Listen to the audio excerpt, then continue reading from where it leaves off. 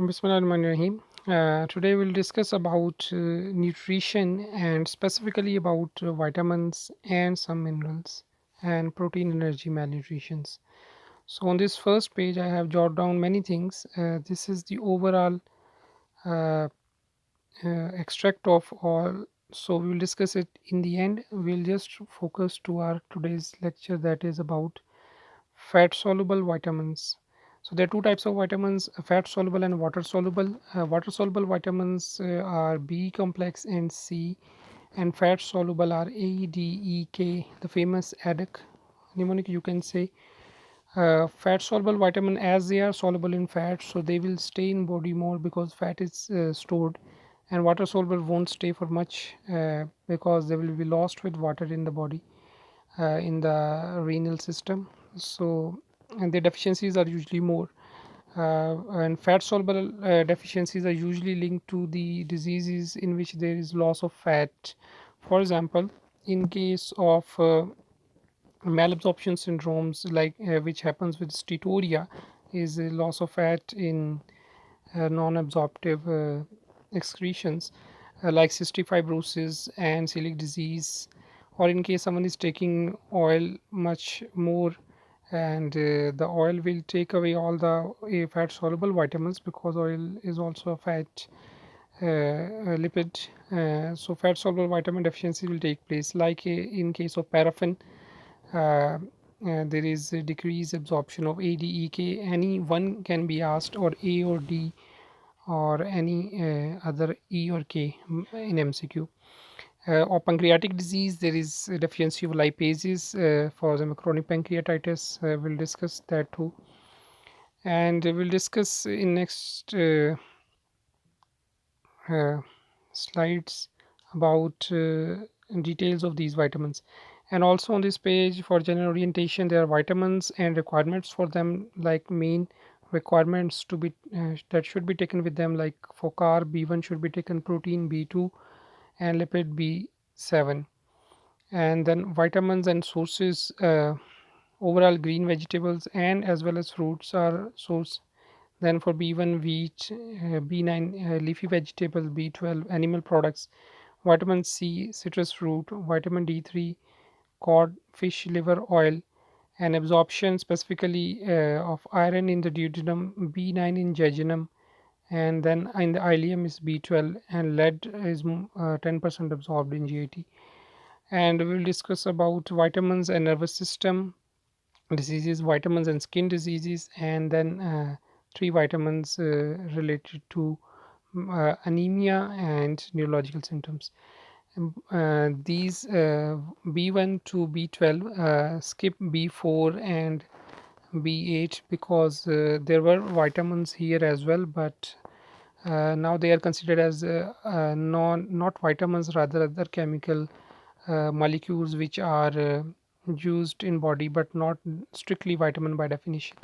So important reaction of B1 dehydrogenase, B2 B3 redox, B5 acyl transfer, B6 transamination reactions, B7 carboxylation, B9 and B12 methylation or one carbon transfer, and then ascorbate or vitamin C is hydroxylation of proline and lysine. That's very important in collagen. And vitamin K is gamma carboxylation. Here it is gamma carboxylation and in B7 it is a carboxylation or add one carbon, and here it is gamma carboxylation specifically. We'll discuss them in details with the water soluble vitamins. Moving on to fat soluble vitamins details A, D, E, and K. The first one is vitamin A, or called retinoic acid, because there are different uh, chemical types. Retinol is important in visual pigments, so its deficiency will lead to night blindness. That is the earliest symptoms of vitamin A deficiency. And if specifically sign word is used, so earlier sign is conjunctival cirrhosis, and other deficiency symptom is bittered spot specifically asked.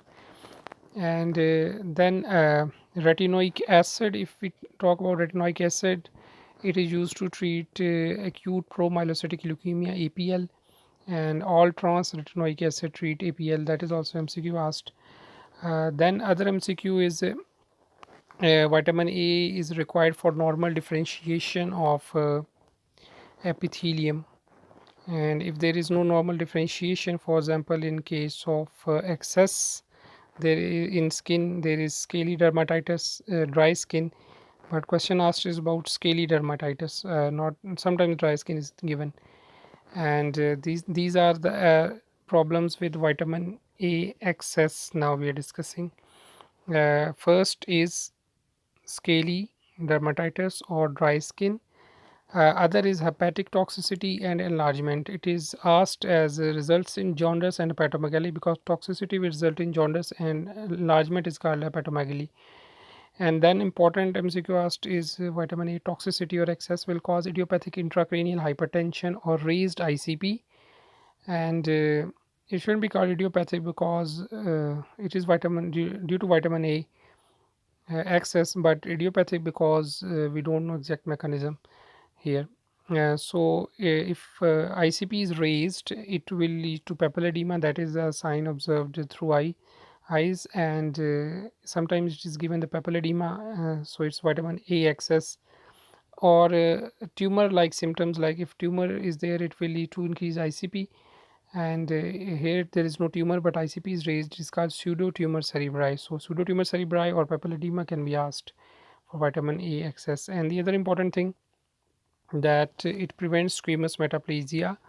So one is a pre-malignant condition, another is treat promyelocytic leukemia. These are asked. And the third important thing about excess or presence is it is teratogenic, and in pregnancy it is avoided. Vitamin A or its isotretinoin, its alternative form.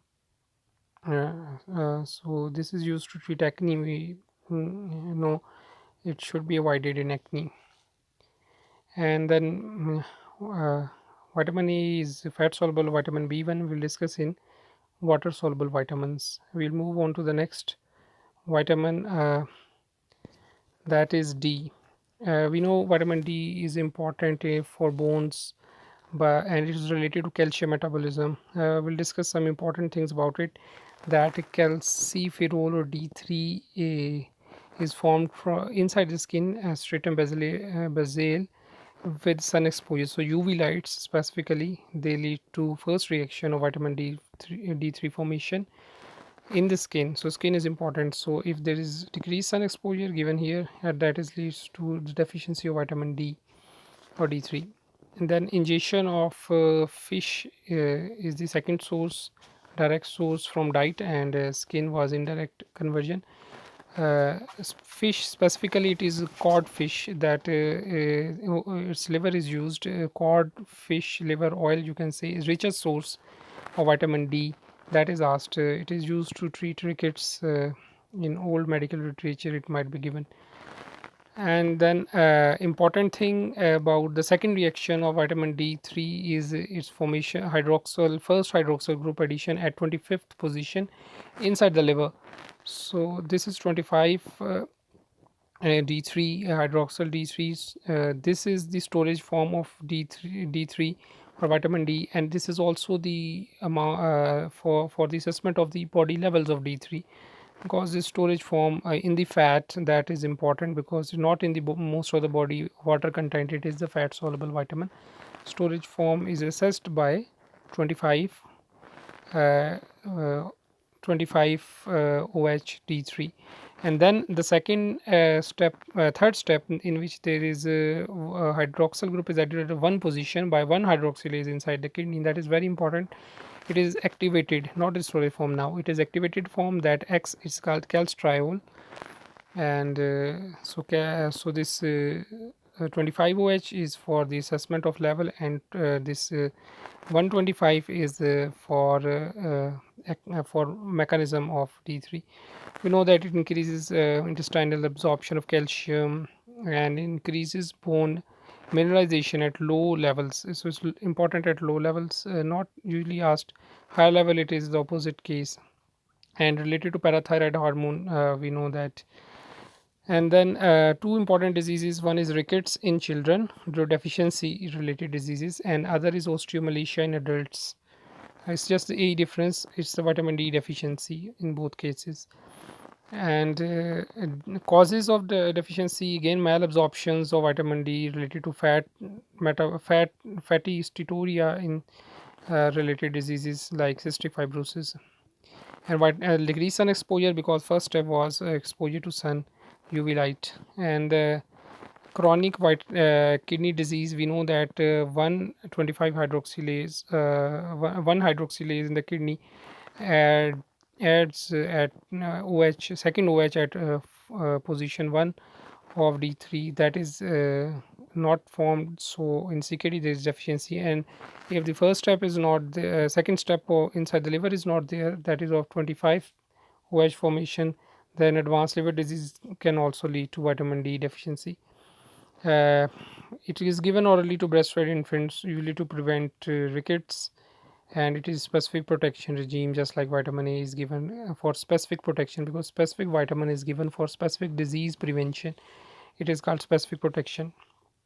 And chronic pancreatitis, we know that it will lead to decreased absorption, because pancreatic lipase digests the lipids, and if lipids are not digested, that will lead to loss of lipid soluble vitamin A, D, E, K.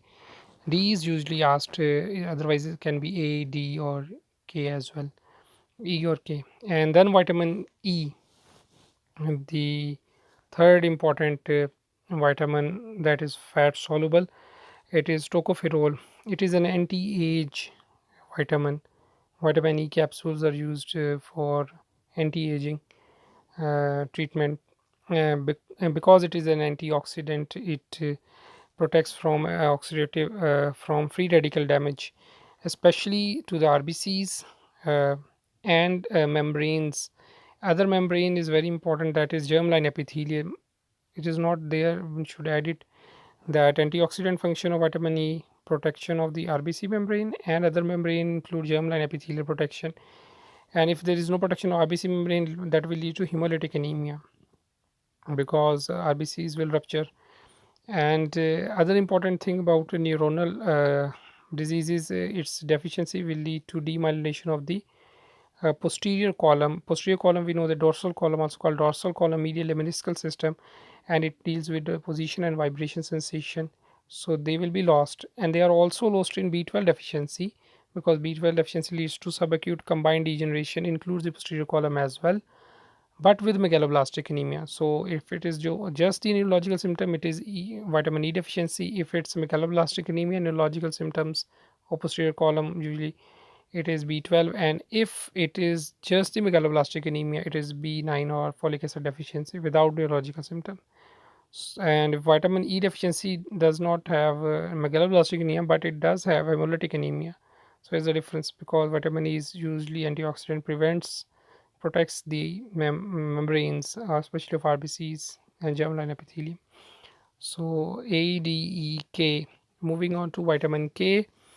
K for we can pronounce it as coagulation. C and other is for carboxylator C, because it is important in gamma carboxylation of glutamic acid residues on various proteins for clotting, and some anticoagulant factor as well. It is 2, 7, 9, 10, famous 2, 7, 9, 10 factors, and protein C and S, they are anticoagulant.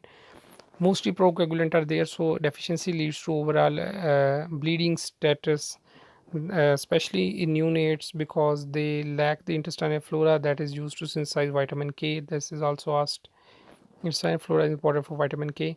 So neonatal hemorrhage is there, and it is treated with prevented with vitamin K injection, as well as treated if there is hemorrhage. So broad spectrum antibiotics, we know they destroy the normal flora, that can also lead to deficiency of vitamin K. It is a carboxylator, another enzyme in B complex is used in carboxylation reactions, but main carboxylation here is gamma carboxylation of these clotting factors. Then moving on to minerals, zinc. Uh, Again, another related cheese thing to this carboxylation. It is carbonic anhydrase. We have to differentiate both. Zinc deficiency leads to many enzyme dysfunction, especially carbonic anhydrase enzyme. That is asked. You should add it on here. And other are two skin related disorder. First is delayed wound healing. This is also present in vitamin C deficiency because that is used for hydroxylation of collagen, uh, lysine residues, and proline residues, amino acids residues. So delayed wound healing for vitamin for zinc as well. One important MCQ. Other carbonic anhydrase deficiency. The third is acrodermatitis enteropathica, specifically related to zinc deficiency. This is skin disease specifically related to zinc deficiency, especially in patients who are on dialysis. They will ask it will result to skin disease that is caused by zinc deficiency. Then lead, have added on another important mineral, but it is a non-essential mineral, important from CPSP point of view. You can say lead causes excess of lead causes neurological symptoms like foot drop. A scenario is asked a factory worker.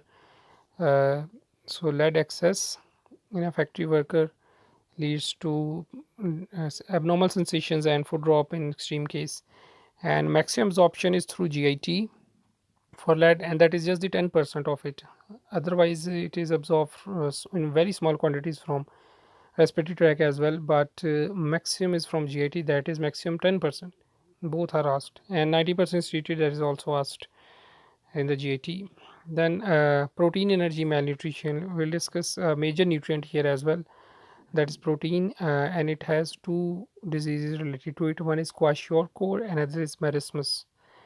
And MCQ asked about Kawashiorkor is edema, because in Kawashiorkor albumin is reduced. Albumin protein is not produced, and leads to decreased plasma oncotic pressure and ultimately edema. And other MCQ asked about Kawashiorkor is the skin lesion, specifically dyspigmentation. You can say the Kawashiorkor has more spelling, so it is a swollen word, swollen as compared to marismus. Marismus is smaller in number. So these are thin, malnourished without edema, and in Kwashiorkor there is edema. You can remember in your way, but the Kwashiorkor and edema and dyspigmentation of skin and marismus and not edema are usually asked. Only muscle wasting, marismus and muscle wasting. Another question asked is, as we know that sometimes there are megaloblastic anemias in vitamin deficiencies, but we didn't discuss WBCs yet and platelets. So they say that malnutrition doesn't result in decrease in WBCs or platelets. These two lines are preserved. This is important because it is asked in MCQs. We will discuss water soluble vitamins now in another lecture and overall summarize the topic as well. Thank you.